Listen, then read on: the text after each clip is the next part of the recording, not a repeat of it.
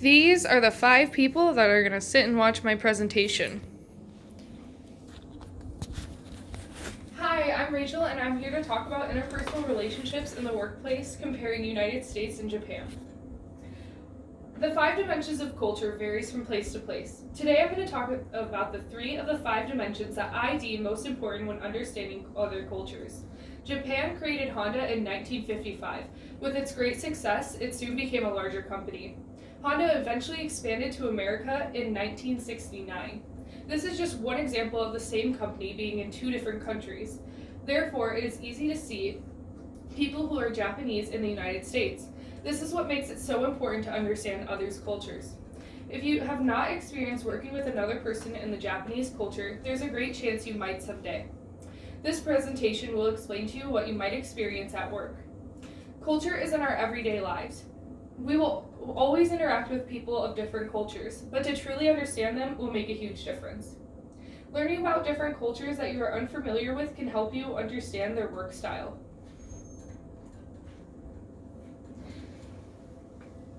Culture varies in 5 dimensions, which impacts the communication between individuals. In this presentation, I'll be focusing on the interpersonal relationships in the workplace of the United States and Japan.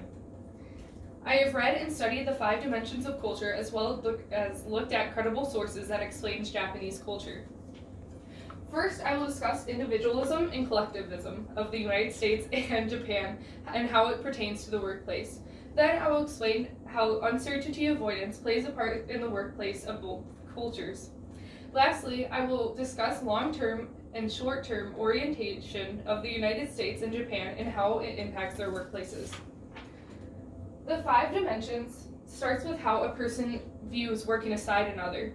They could either have individual goals and be considered an individualist, or they could focus on group goals and personal relationships, which would make them a collectivist.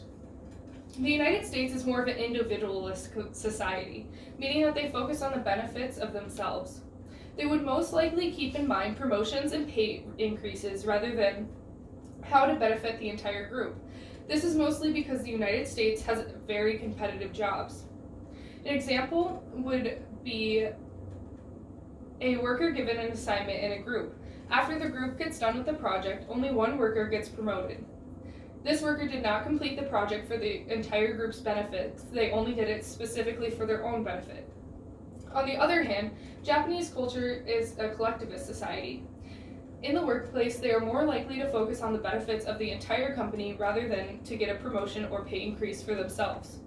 An example of collectivism in Japan would be the entire work group would be assigned a task, and each individual is more worried about the well-being of others than themselves. Now that I have spoken about individualism and collectivism dimension of the culture, I am now going to explain the second dimension that I find important in the workplace. This is uncertainty avoidance.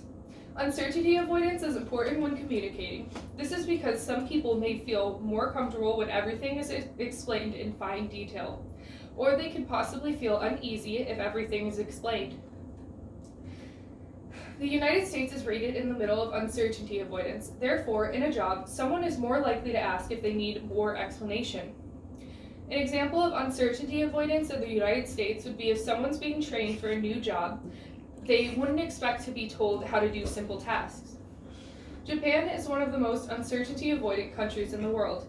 This is so often attributed to the fact that Japan is constantly threatened by natural disasters, from earthquakes, tsunamis, typhoons, to volcano eruptions.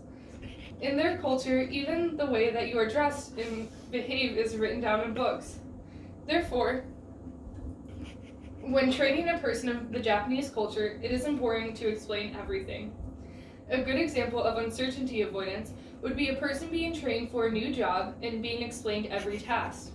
They would want simple tasks explained to them because they would want to make sure that they're doing it right for this particular company.